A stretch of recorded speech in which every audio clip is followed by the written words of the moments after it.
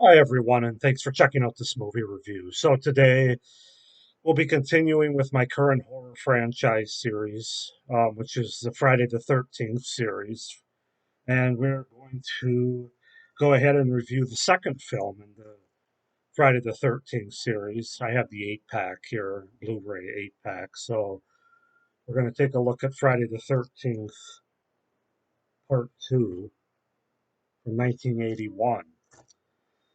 So yeah, I'll just kind of get into the premise and the setup of the film, and then I'll get into my review and my thoughts, which will contain spoilers once again. So, Friday the 13th Part 2 is a 1981 American slasher film produced and directed by Steve Miner in his directorial debut, actually, written by Ron Kurz. It's a sequel to the 1980s Friday the 13th, the second installment of the franchise.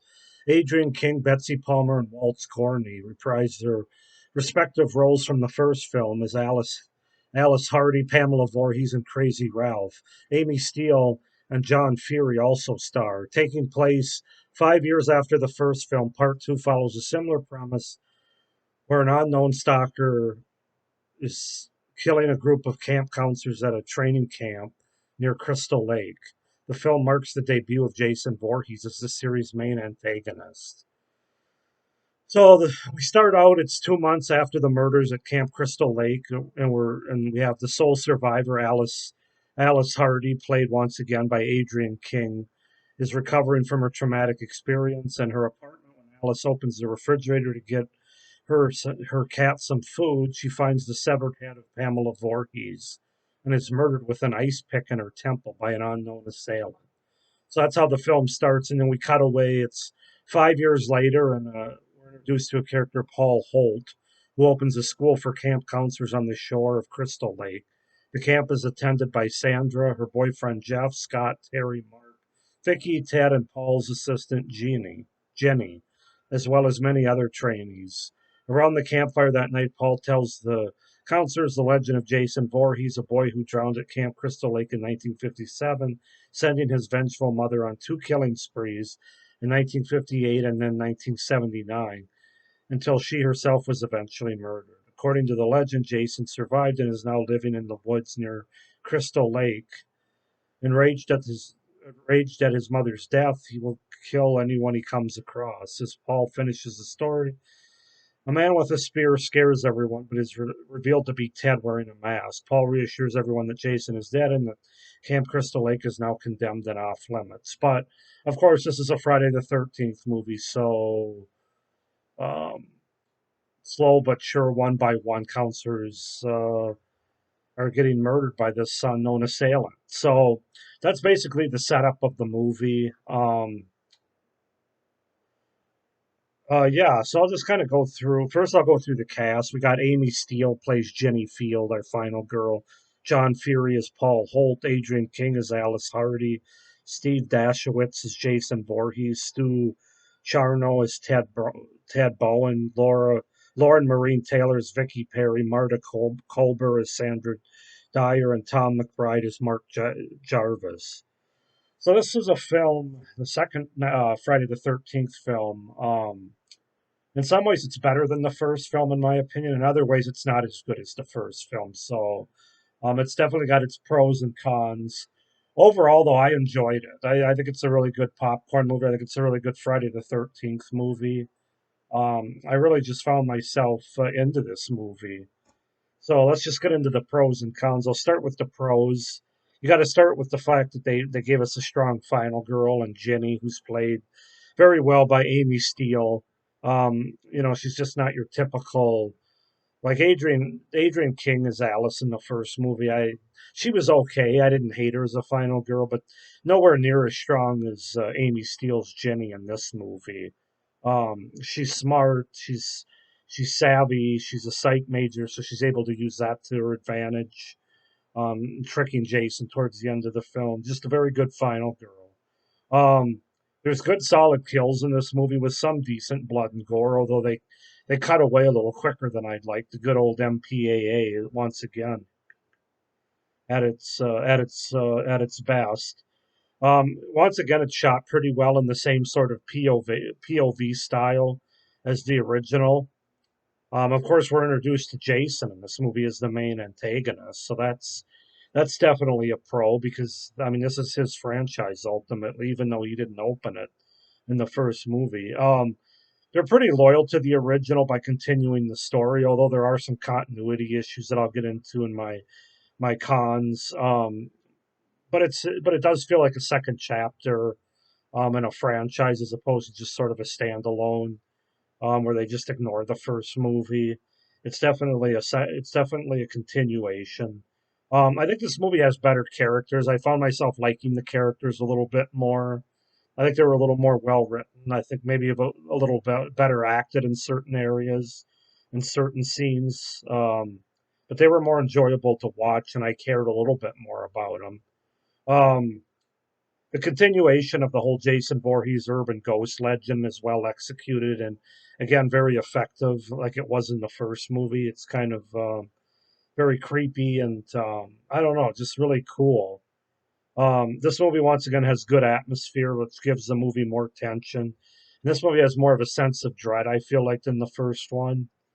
This movie definitely has better pacing, and I think that's why it was easier for me to stay into it than the first. Sometimes the first movie bogs down in places, although I still enjoyed it. But the pacing is better in this movie. It doesn't feel like there's a big bog down scene or long period of time in this movie. And once again, we have a great score and musical cues, which really help the movie with the suspense and just those really sharp notes and sharp musical cues whenever somebody's being murdered or Jason pops out, the killer, or whatever the case might be. So, yeah, very enjoyable. A lot of pros in this movie. As far as cons go, got to start with the beginning. I wasn't really crazy about the opening with Alice, where um, I don't think they necessarily needed the scene. I don't know if some people were going to be mad if we didn't see what happened to Alice, or they just thought they'd open it uh, with a murder right away, and that was the best way to do it. I could have done without it. I mean, especially the way she's basically having like she's like dreaming, and she's having these like traumatic scenes, which is basically just to rehash the first movie to the audience, which I thought was pretty weak, to be honest with you. It just felt really cheap and really weak, and the kill where she gets the screwdriver in the head or whatever it is, that was fine, but and the severed head in the fridge is cool, but I just didn't feel like it was necessary. Um, Also, it's good that we finally have Jason as the killer. Although this rendition of Jason as Sackhead Jason isn't really my favorite rendition or version of the character, nor is the actor who portrayed him. He's very hillbilly in this movie with the overalls and just the sack head, the potato sack, whatever you want to call it, on his head. It just doesn't feel like the Jason that we would come to know in this franchise. So um, the third act, where they reveal the killer, isn't quite as effective as the first one because we kind of know that it's Jason at this point. If not at the beginning of the movie, certainly shortly into the middle. So not nearly as effective as you. That's one area where I think the original was better.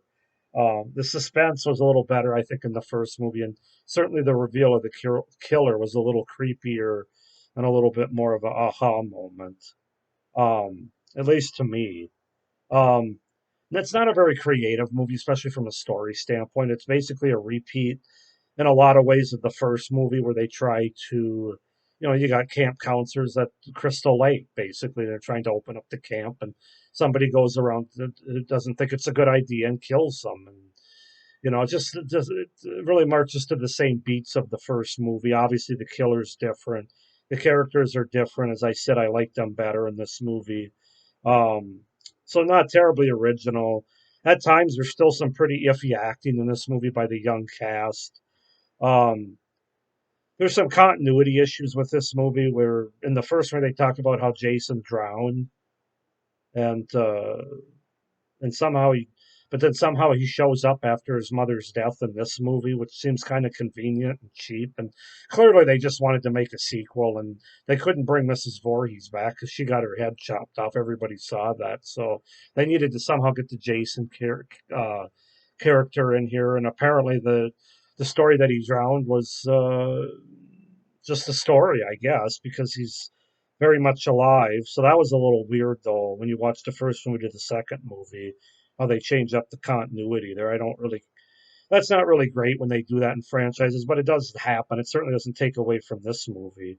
Um, and the final con that I have is sort of the dual ending once again with the jump scare, which it doesn't work as well this time as in the first movie when she's in the boat and Jason jumps up out of the water. That one you really didn't see coming. Here they repeat the same music where the cat is revealed and you know she's calling the cat to come to her with the same music playing. I mean, if you've seen the first movie, you kind of know something's going to happen here. They should have at least changed up the movie, and then the whole thing where apparently it's a dream again, which is just another rehash of the first movie. It's again, it's just lazy writing. I mean, it's just you couldn't have found a better or more creative way to end this movie. That was a little disappointing. So yeah, the beginning and the end were kind of disappointing, but everything in between I really enjoyed and really liked. There's also a lot of TNA in this movie, and sex too, if that's your thing, as most of these movies have. This one I feel like has a little bit more than the first movie. I also feel like the women are better looking. That's just me. I know that's probably not politically correct. But, yeah, Friday the 13th Part 2, really enjoyed it. I put it on the same level as the first one. Like I said, the first one, I think the suspense was a little better. The jump scares were a little better. The reveal of the killer is a little better. But in this movie, I think the characters are a little better. The final girl's definitely better. And it's a better pacing, and it's just a really fun movie where we're introduced to Jason. And oh, I got to talk about the best kill too. Can't believe I forgot about that when I was talking about this movie has good kills. Obviously, the machete across the face to the guy in the wheelchair where he goes down the stairs. That's an iconic kill in this whole franchise, not just this movie. Definitely the best movie or the best kill in this movie. Also, when the guy's upside down in the rope that Jason set that trap for him, and he gets his throat slits, pretty crazy. And then, of course, the spear between the two that are having sex in the bedroom, where he puts that pole through them. Although they do cut away again, FUMPAA. So, but yeah, the kills are really good too. So I'm going to go ahead and rate this movie an 8 out of 10, like I did the first movie. I really enjoyed it. Um, at the end of the day, the stuff that's better and the stuff that's worse kind of evens out to be in my same rating as the first movie. I really loved it. I could put it on anytime for a good Friday movie, good slasher movie. So yeah, 8 out of 10, guys. That's my rating for Friday the 13th Part Two from 1981. Produced and directed by Steve Miner. So go ahead and comment down below. Give me your thoughts about Friday the 13th Part 2. Like my video and subscribe to my channel in order to see future Friday the 13th videos, including my ranking at the end of the month, but other movies reviews before that as well as standalones. So thank you for watching this video. Have a great day. Bye.